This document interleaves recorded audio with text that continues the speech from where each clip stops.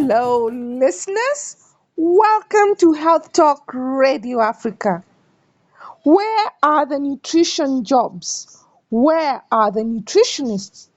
How come many qualified nutritionists and dietitians end up jobless or doing jobs they did not train in?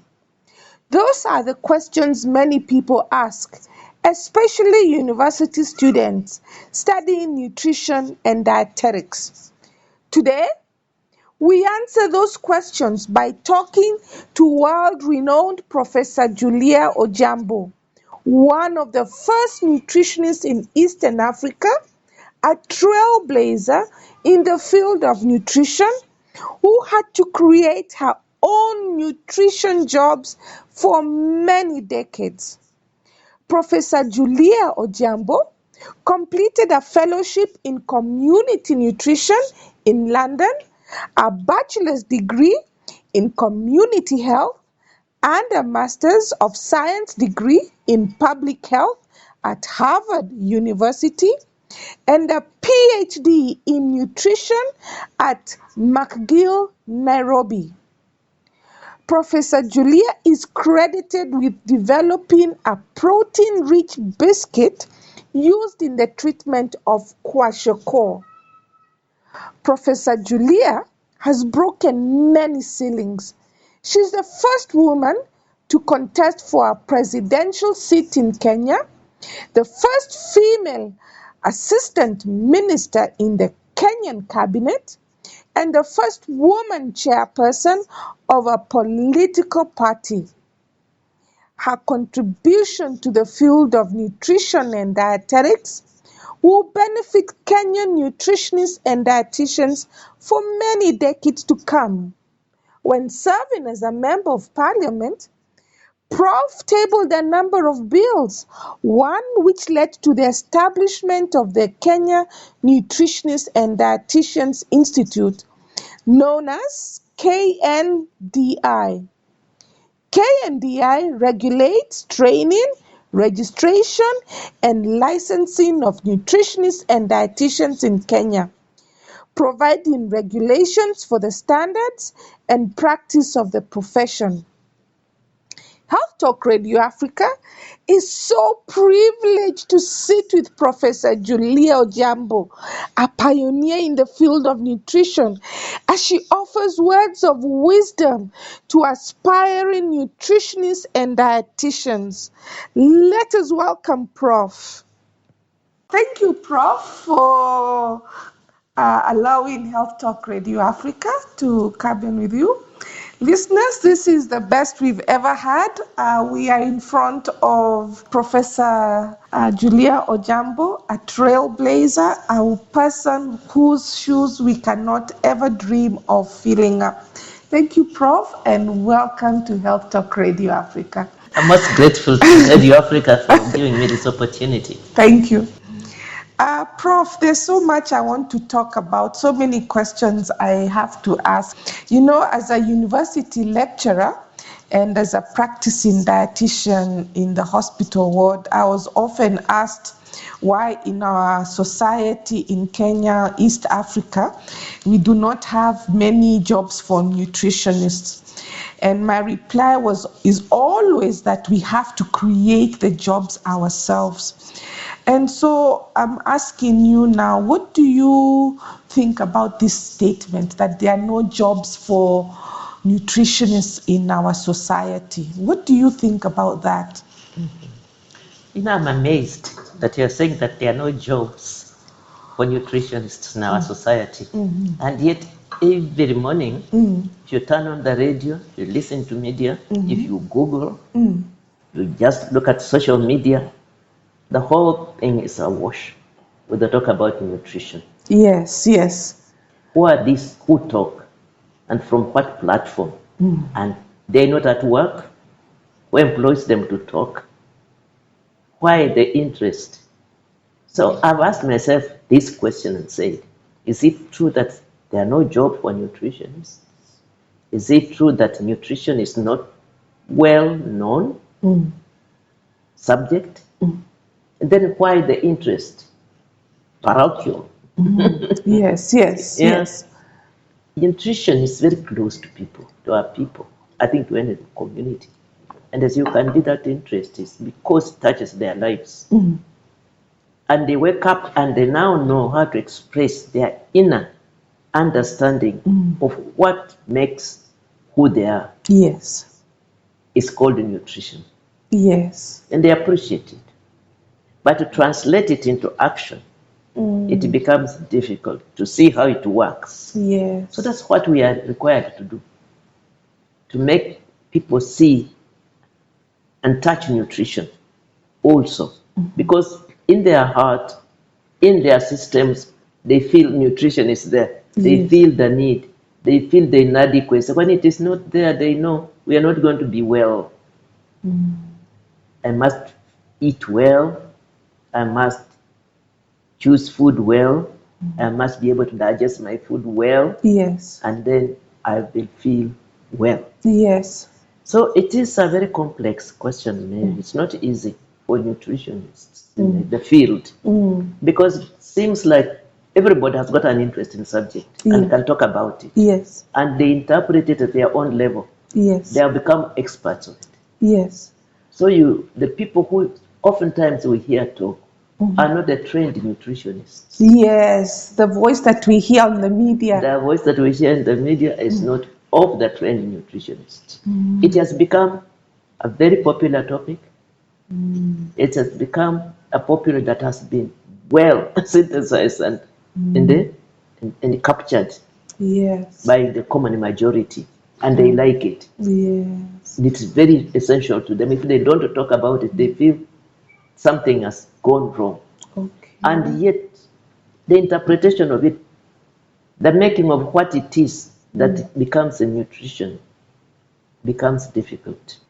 So what Industry- I'm hearing you saying, Prof, Yes. is that we need to hear the voice of the nutritionist more in the community, because the voice that we are hearing are the service providers, the cooks, the people who prepare the food.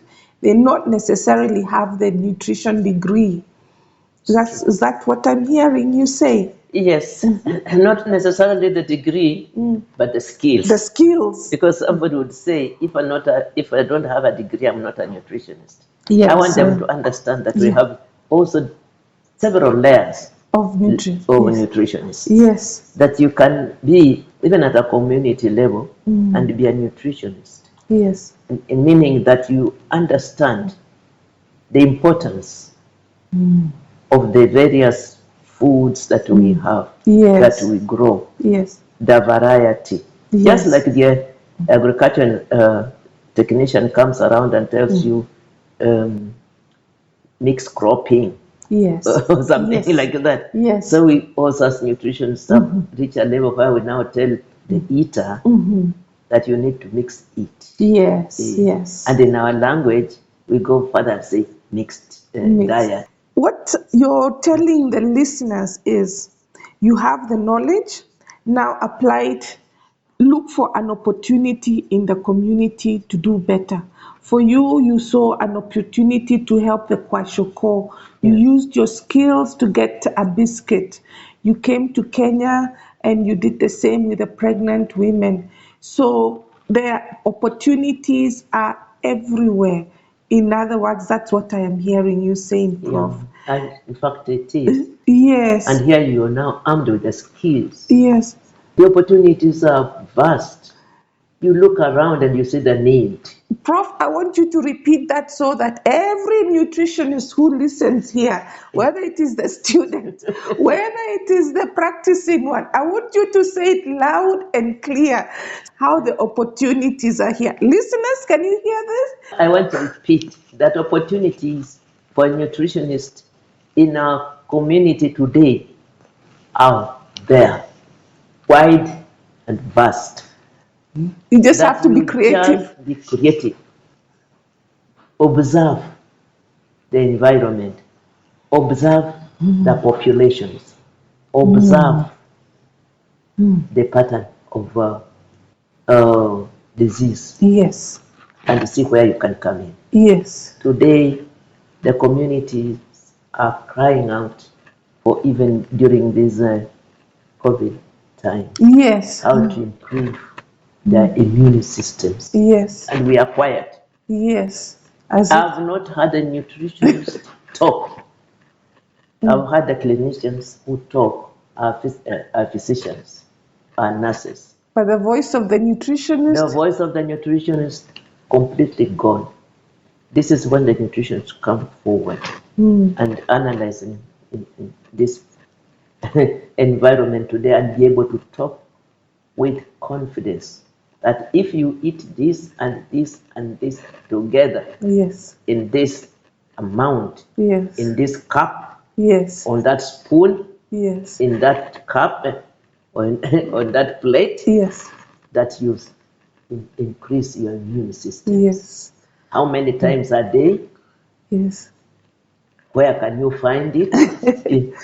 What is the alternative in your own community? It's true. If you don't have a carrot, what else can you eat? If you don't have meat, what else can you eat? Do you need meat Yes. for immune system? Yes. Do you need fish? And there's so much we can talk to give people confidence. Yes. This is when they really want us and they want a voice. This is And when we are we not need to hear. enough. Nutritionists are not enough. We are not trained enough. We have enough food scientists Yes. and nutritionists, and they are not talking. They are You've waiting just to be employed. Yes, they're waiting to be employed. In our society, people think that you need to be a doctor to give advice.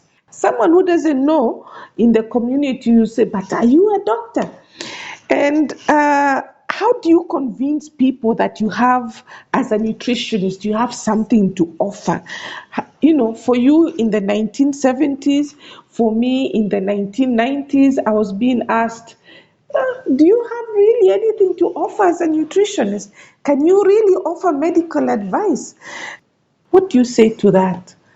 What has amazed me is that today, as we talk, communities are aware about nutrition, and they're aware that we have trained nutritionists.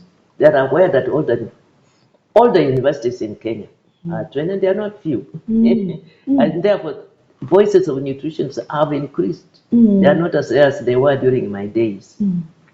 Beyond that, they also are aware that government has put in a lot of effort to support the nutritionists. They can offer jobs to them, both the national government and county governments. They have jobs for nutritionists. But beyond that, we have industries, we have schools, we have mission groups working in various activities as NGOs and that.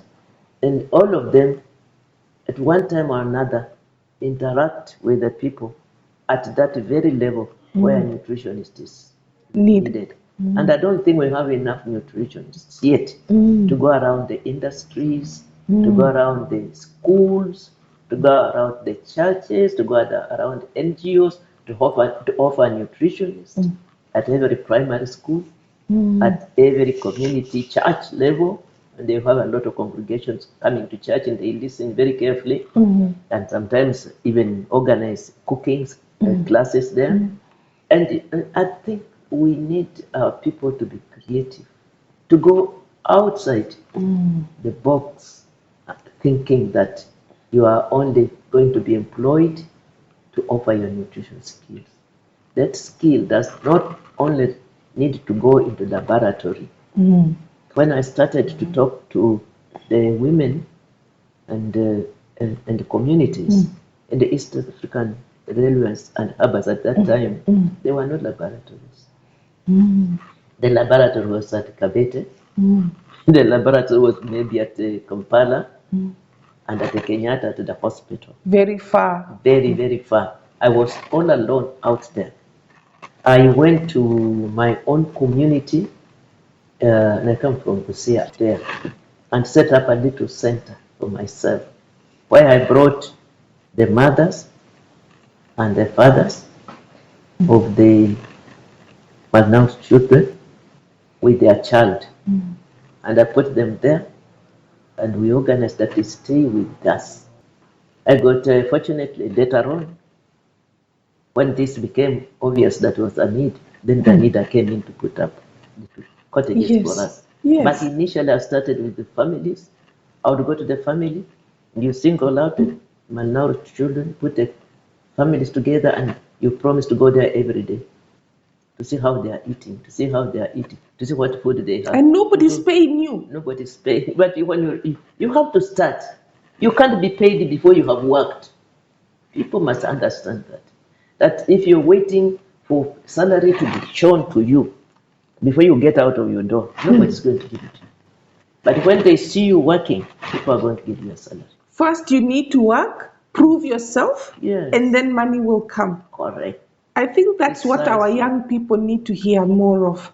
You know, they're waiting. We're waiting to get a nice job out there, but the need is so great out there. First work, money will follow. Today, go out there and set up as an environment where people will see you and hear you talk of being able to produce food that will strengthen the body of infants and fight against COVID. Yes. People will come to you. People will come to you. County government will want you at their hospital. Even the church will call you to come and talk to the congregations.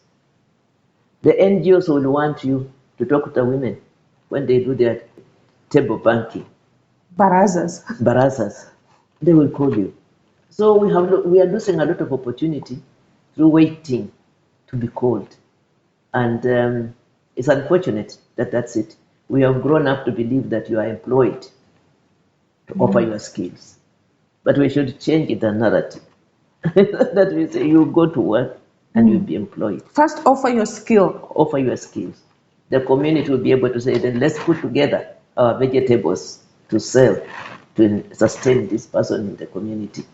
If not, the church will say, we'll pay you a little soap allowance during the week and you come here once a week. The industry may say, stay here with us and help us to produce. First, show what you have. Yes. Wonderful. Prof, thank you for saying that. My next question to you, Prof, but how do you conquer fear? Fear of going to the unknown, fear of failure. We are telling our young students or young people who are entering the profession, just show your skill.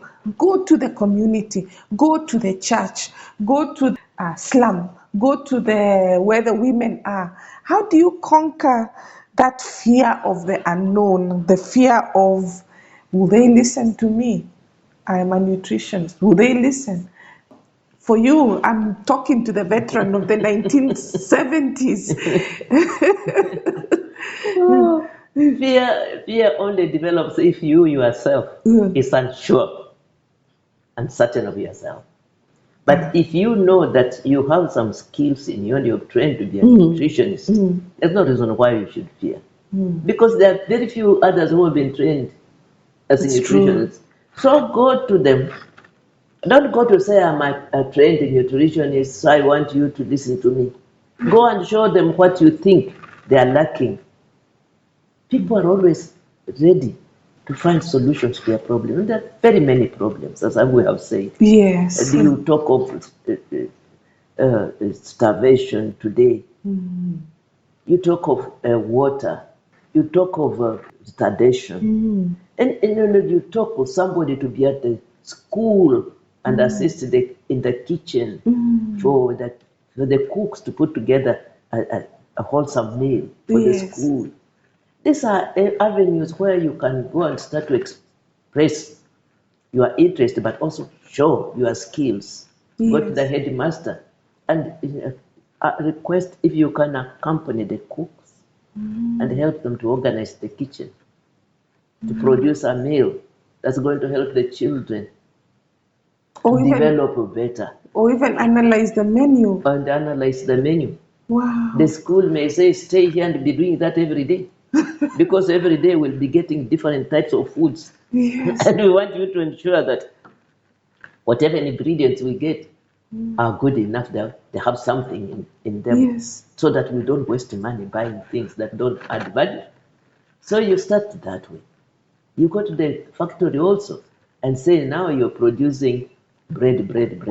Let's add something to it. Make Yes. it, yeah, what Add you have. value to the bread. Add value to the bread. And there you go. Oh, yeah. Prof, you founded the Kenya Nutrition Dietitians Institute. And now, as a founder, you have seen so many potential jobs that a nutritionist can do. What unusual jobs would you tell a nutritionist to do? So have you seen any unusual job that you said, wow, that can be done by a nutritionist? Yeah, there are lots of unusual jobs. Just advocacy itself. Advocacy. Yeah, just to be able to talk to the public and raise that voice and continue to draw their attention to the fact that this is nutrition. And nutrition goes beyond just talking about nutrition. Tell them what nutrition is about in their life. Not go saying nutrition. Talk about the contents of food that improves their health. There, of course, that you can do at the hospital level. Yes. The doctors want you. Yes. Today, the doctors at bedside want a nutrition working along with them. Yes. You prescribe nutrition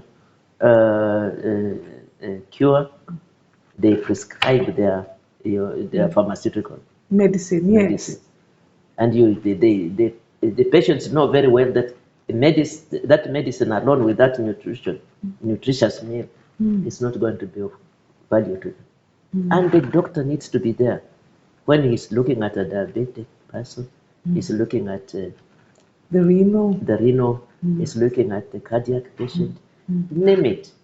So today at the ward level, we are wanted. We are wanted at the ward level, at the bedside. We are wanted at the ward level, at food preparation and presentation level. We are wanted at the food level just to talk to the patients. And they have little clinics out there to advise the patients as they live. They want them to prepare diet sheets. Yes. That at a hospital level. As we have said, at a community level, they are required to walk along that agriculture to say, in this plant that you are growing here, you have it. These are the content of its product that's going to be eaten.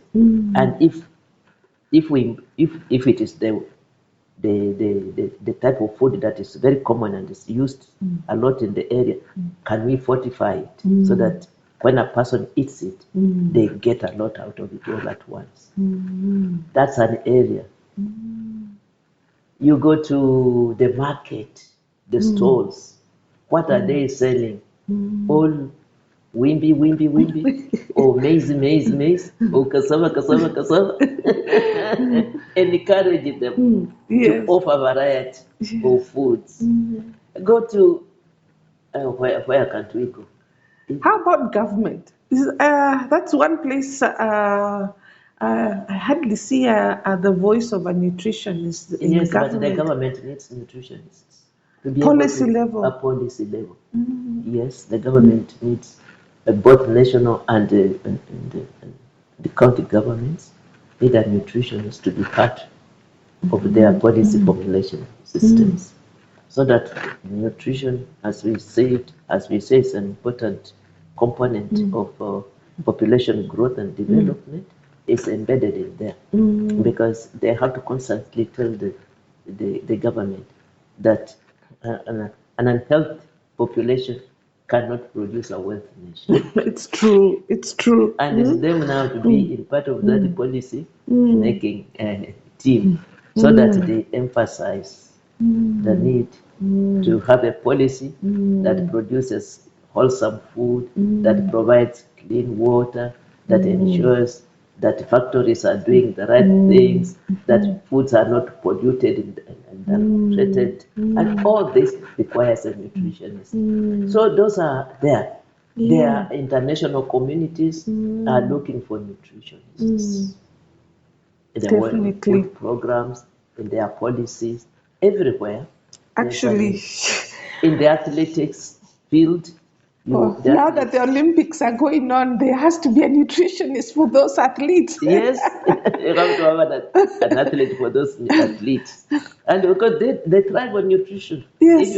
If their bodies are not nutritionally balanced, they cannot do what they are doing. Yeah. We were watching the gymnastics yesterday, and I was telling my family members, those gymnasts who are flying up through the air, they have a lot of nutrition problems to Yes. stay very small and lean. Yes. But And they that's grow every fiber yes, in the system. yes, The bones need their own yes, supplies. yes, The cartilage needs their own supply. yes, The nerves need their own supply. yes, The cells, the blood cells, and everything. Everything. To make that athlete who's jumping and landing on their feet. Correct. Wow. How did you deal with the quacks yourself? Because we find that in the mainstream media, the people who are offering the nutrition advice are not really qualified. I know it is still a recurring problem. How shall we deal with these nutritionists who have learned through Google? They read something and they are an expert right away. It's tragic, and I think that the trained nutritionists must step up their activities. So to fight, and you can only fight with knowledge. So the knowledge you have acquired has got to be applied. If there is a vacuum, and nature doesn't like a vacuum, Yes. it will create something Yes. to fill in that gap. Quacks come in where there isn't a voice of a nutritionist, and they'll take over. They'll take over today. Quacks are business people. They're just like a kiosk business. They sell their merchandise. When they go and talk like that, of course, people believe them. We have said that people are interested in nutrition knowledge, and whatever it comes, they'll take it. And they're so convincing some of this. Yes, and they have adapted a language. So we also must adapt a language.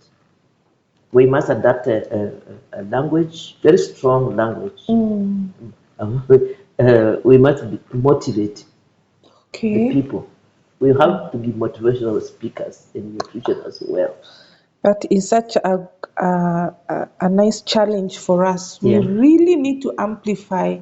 We have to amplify our information very much. We started the KNDI because I saw this happen, and a lot. One thing is that our graduates of nutrition at whatever level were not able to fit in very quickly, just like you are saying. They didn't know how to find jobs, and they didn't know how to find a platform to even amplify their knowledge. So I looked at this, I said there's a gap. Secondly, the programs we have at the institution to teach them knowledge, don't teach them the application. Don't encourage them. Don't remove that fear. Don't tell them this is where. They don't tell them this is where you go. This is how you approach this. So we therefore thought that post-qualification, whatever, post-degree, post-diploma, post-certificate, they needed to sit together with the people who have gone out there and have experience and tell them this is what you are going to be faced with. And we are going to certify you to go and do that. Yes, yes. Yeah.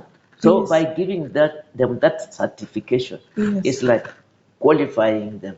Yes, giving them a voice. Yes. When they show the certificate, yes, then they are believed. Yes, yes, yes, yeah. That is that's an evidence that they have the knowledge. That you're not a quack. That you are not a quack. Then secondly, we have also in that one introduced during their internship training exposure to where you can find a job, who you can approach, how you can apply. Yes. That's the reason why we take those who want to do bedside nutrition. we send them to hospitals. Yes. Those who want to do community nutrition, we send them to communities. Yes. Yes. Those who want to do dietary a preparation, we also send them to where kitchens can show them how to do that. Those who want to go into the industry, we send them to industry. See how they produce large scale food for market. So KNDI, basically the Kenya Nutritionist and Dietitian Institute, offers those opportunities. And that was the easiest way to instill confidence in our people. Yes. And certify them to go into the community with an identification mark. They produce their ID, which is a certificate of quality from the institute. Definitely. Nutritionists must not be afraid to confront the job. So this program is actually going around the African continent.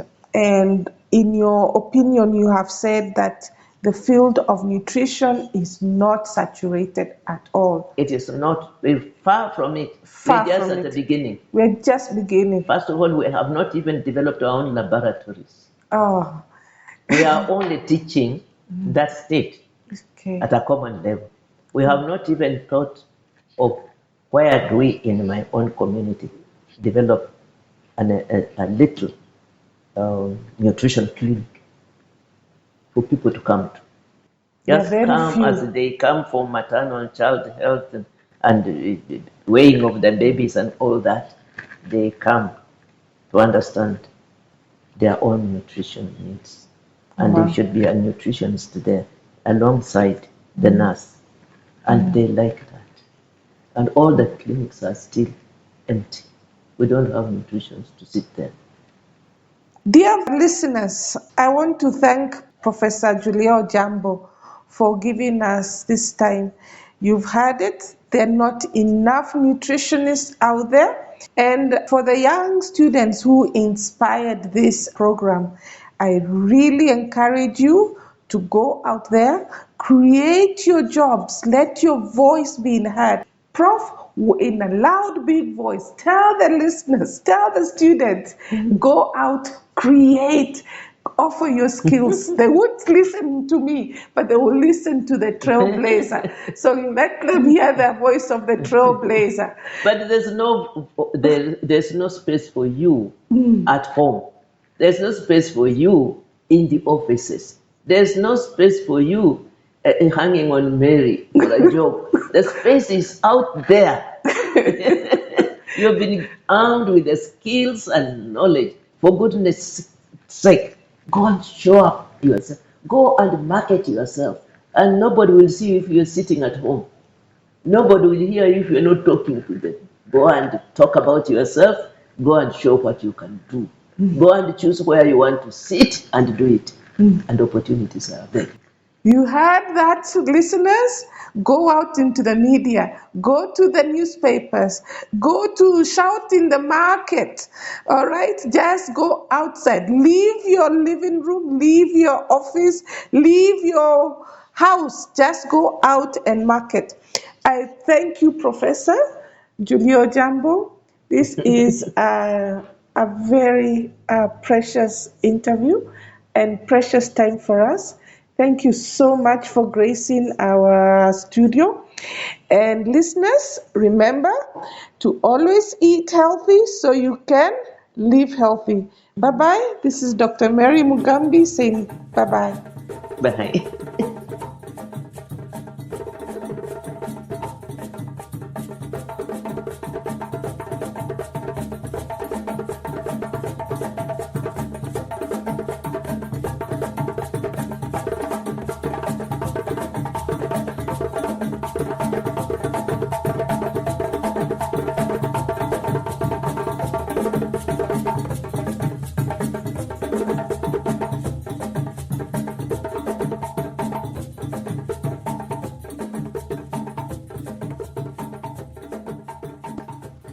Thank you for tuning in at Health Talk Radio Africa.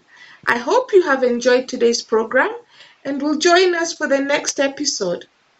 If you have any questions or comments, contact me directly via email, which is healthtalkradioafrica@gmail.com. Remember, at Health Talk Radio Africa, we discuss health and nutrition issues that affect Africa. We offer practical solutions from the experts. Please subscribe to the program and share with friends. This way, the program can be more visible and help as many people as possible. I am your host, Dr. Mary Mugambi, wishing you a fantastic time.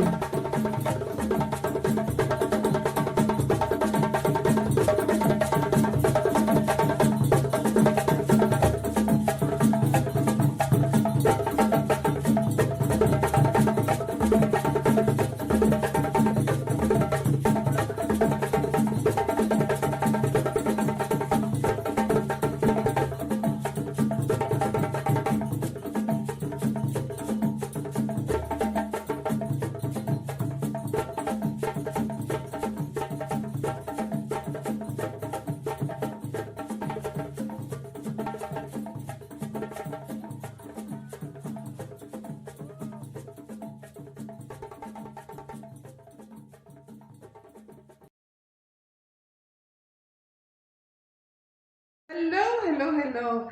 This is Dr. Mary Mugambi coming to you live from Health Talk Radio Africa. With me is none other than Professor Julia Ojambo. Ladies and gentlemen, this is the icon, the one who paved the way for us nutritionists in Eastern Africa. Please listen to this podcast. How to get yourself a job, how to create your job as a nutritionist. Listen to Professor Julia Ojambo. Please just click on the button below, on the link below, and it will take you right to Health Talk Radio Africa. Prof, say hello to everybody. Hello, my fellow nutritionists out there. Most welcome. Listen to our discussion this afternoon or morning. It's very exciting. I wish you very well. Thank you very much. Listen again. Just click on the link below and it will take you straight to Health Talk Radio Africa. Prof. Julia Ojambo. Bye-bye. Bye.